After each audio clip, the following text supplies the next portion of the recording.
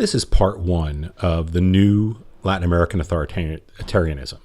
And what's new about it is that beginning in the 1960s, there was a kind of institutional form of authoritarianism, which is known as bureaucratic authoritarianism. Now, that's one of those academic sounding terms, which is actually means what's in its title. In other words, it was a bureaucracy, in this case, the military, that took over several of the Latin American countries. And so it's important to put this into a kind of a longer term perspective. So if we think back to independence, and from independence to about the mid-19th century, in most of Latin America, there was simply instability. There were authoritarians, but very few of them could do much because they couldn't really harness the power of the state. From, roughly the mid-19th century, the 1850s or so, until the Great Depression, and the exception is Mexico, where it stops in 1910. But in general, in Latin America, from the mid-19th century to 1930, it was an era of free trade, growing capitalism, of economic liberalism, but little or no political liberalism. There was no real democracy, with a little bit of exception in Chile, obviously. In the aftermath of the kind of failure of that, after the Depression and after the Mexican Revolution, we have attempts to use populism to incorporate new actors into politics. These are not radical solutions. It's an attempt to change things at the margin, to bring people into a kind of a controlled mobilization through the state. But populism, as we've seen, really doesn't work very well. And when it hits its limits, we get revolution in a place like Cuba. We get a kind of democratic attempt at radical change in Chile, and a democratic attempt at sort of a populist, maybe somewhat liberal change in Guatemala. And things start to get more and more radicalized with Cuba and with Chile. Now, Mexico, it responded by taking all of the issues around populism, around authoritarianism, and just putting them into the one-party state, the PRI, the Revolutionary Institutional Party. But bureaucratic authoritarianism is something that turns out to be new. It's new because, as I said, there had been authoritarian governments. There's no question about that. But there had never really been an institution that controlled things. And part of it is that this is the idea that so much has changed from the early 19th century. We have so many new actors, urban workers, the middle class, the role of the United States, the Cold War context, that authoritarianism is going to look different. And these bureaucratic authoritarian regimes, and we're going to talk about a couple of them, had militaries that really wanted to shut down the political system. They didn't really think workers and peasants and poor people in general should have much say, and some didn't think the middle class should have such much say. But rather than just quickly intervening and turning power back over to someone else, they now chose to run the countries. In other words, it wasn't a single dictator like a Porfirio Diaz or Fulgencio Batista or Jorge Ubico. These were the military as institutions running the countries. Now, we're going to look at Brazil and Chile, and they are a little bit different, but they're still similar enough to group them together. And so the militaries ran a series of South American countries for long periods. The Brazilian military dictatorship began in 1964 and ended in 1985. In Chile, it was 1970 to, that's a typo, 1973 to 1990. Although one man ran the government, Augusto Pinochet, he dominated the military junta, it was the military formally that ran the country. Argentina, the military, a series of juntas ran the country from 1976 to 84, and in Uruguay from 1977 to 85. Now, these governments have enough in common that we can group them together. They seized power, saying that they were going to return their nations to so-called normalcy. Now, what did that mean? In their minds, what that meant was that they were going to decrease social tension. What do I mean by that? Well, strikes and land seizures and unhappy people with the status quo and working through the system to change things.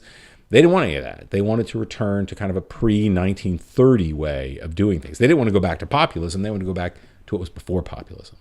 They also said, look, all of this political organizing and rabble-rousing is really hurting our economies. We want to improve our economies. But what they really, at least at first, talked about was a return to the liberal economic order. But not just for exporting commodities, although they certainly want to do that. It was also now about promoting domestic industry, but within this context of the liberal economic order. Now, one of the most fascinating claims was made by the Brazilian military. What they said is that they were going to do something called the politics of anti-politics. Now, this is what they said. They said, look, everything gets messed up when all these different political actors lay claim on a solution, and that the workers want this, and the industrialists want that, and the peasants want this, et cetera, et cetera. And politics has screwed everything up. So what we're going to do, and remember, this is, in the case of Brazil, this is the 1960s with the big mainframe computers and IBM punch cards. They said, we're going to just harness all the data on the economy and all the data on what's going on. And we're going to put those data into a computer, and we're going to come up with what's the right answer. What should be the rate of inflation? What should be the interest rates? What should we do? And they said, our solutions are going to be about the national interest, what's right for the country, based on data, and is not going to be based on interest group politics.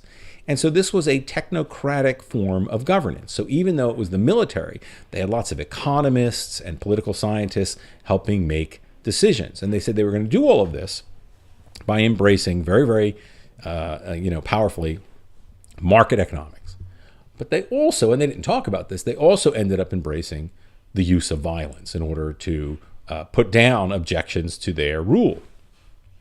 Well, the Brazilian case is truly the classic case of bureaucratic authoritarianism. Now, this first point is important, but we have to be careful with it. Compared to Uruguay and Argentina and Chile, Brazil was much less violent. Brazil's a much bigger country with a bigger population, but the total number of political deaths is tiny in Brazil relative to Argentina and Chile and Uruguay. That is, of course, of no comfort to the people who died, no comfort to the people who were tortured and survived. And there was torture. It was violent, but it wasn't as bad as the others. So we have to always be careful about how we think about that, because we don't want to let the Brazilians off the hook. What happened was there was a democratic government by the guy named João Goulart, and he was a populist, and things were very much out of control. And he was not a very good president. He had a lot of great ideas, but he was not really deft in how he handled politics. And on April 1st, 1964, he was overthrown, and the dictatorship lasted for 21 years. And here's a picture of army tanks rolling through the streets of Rio de Janeiro. And the army seized control without a lot of backlash, because I think most people in the country were fairly scared of the military. The military's initial crackdown was sort of interesting. There were arrests and people were killed, and there was a lot of violence against peasant leaders in the Northeast and some labor leaders in Sao Paulo and Rio. And the military itself was a complicated institution, and it purged its left-wing officers. It had people in the military of all persuasions and got rid of the people on the left. But many of the kind of middle-class and elite people they didn't like were made casado. Now, if you speak Spanish, that word looks like the word for to be married. That only has one S and is pronounced casado in Portuguese.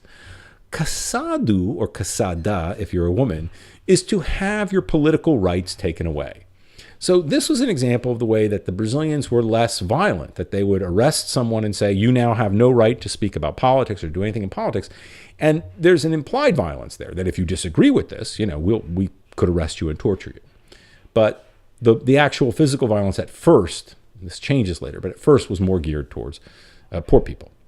Now, economically, the government practiced what we now call shock therapy. In other words, they raised interest rates dramatically to bring down inflation. They wanted lots of foreign investment. And they had a civilian economist named Roberto Campos, who was the lead technocrat. Now, he was so oriented towards the United States that he was derided in Brazil as Bobby Fields, right? Because Roberto is Robert, Bobby, and Campo is a field. He really aided the growth of foreign industry, and this hurt domestic industrialists. And just a few years after the coup in 1966 and 1967, more than 1,000 firms went bankrupt. So they're like conservative Brazilian businessmen are suffering. But again, this is the politics of anti-politics, where the military says, well, we don't care, because we think this is what's best for Brazil. But by 1968, there was a coming together of people who opposed the military. So you had student and labor activists and just general youth activism that was very much on the scene in 1968. But they came together with businessmen who were upset with the regime.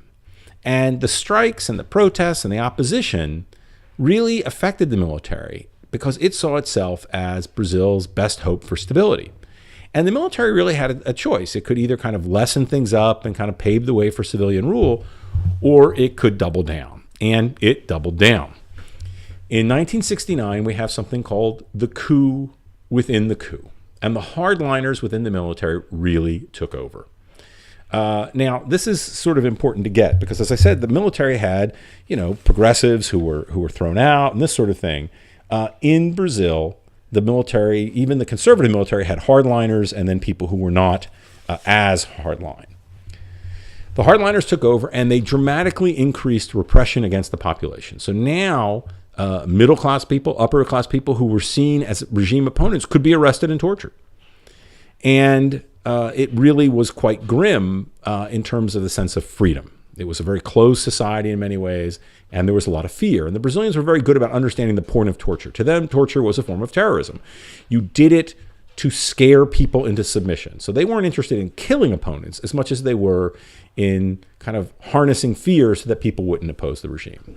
Now, luckily for the military, many of the economic changes put in place in 64 and 65 that led to those bankruptcies started to bear fruit in the sense that inflation had been brought out of the economy. There's a lot of foreign investment, and the economy turned upward.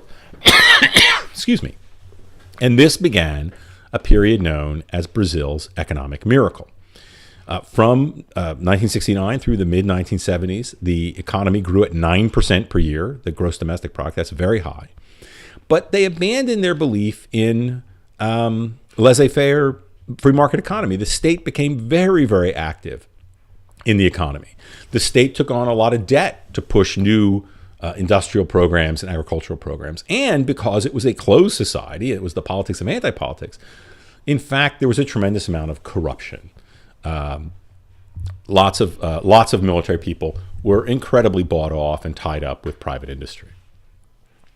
Now, excuse me, there's one more thing to understand about the Brazilian military. And that is that they tried to have a sense of normalcy. They did not see themselves as a short-term solution. So a general was named as president, and he would take off his uniform and put on a suit, and he was no longer known as, one of them, for example, was named Figueiredo, so he was no longer General Figueiredo, he was President Figueiredo. They also had a Congress where there was an opposition party, and governors were elected, and sometimes the governors who were elected were part of the opposition party. Now, the governors in the Congress were highly circumscribed in what they could do, but the military wanted to keep some form of civil society going. Moreover, the Brazilian military believed that it had to act legally. And this is kind of this Brazilian thing. Like even Pedro II was declared to be an adult at 14 years old. They didn't just make him the emperor in 1840. Well, the Brazilian military, whenever it changed course, it wouldn't go to Congress for approval. It would issue something called an institutional act. And the institutional act said it was okay to torture people. The institutional act said it was okay to imprison people. But it was about the military having, in their minds, it wasn't a fiction, having a sense of legality, that we're following the rules. Now, we change the rules all the time, but we're following the rules. But even though, it has this veneer of a political system, this was very much a dictatorship. In fact, we consider this the quintessential bureaucratic authoritarian regime.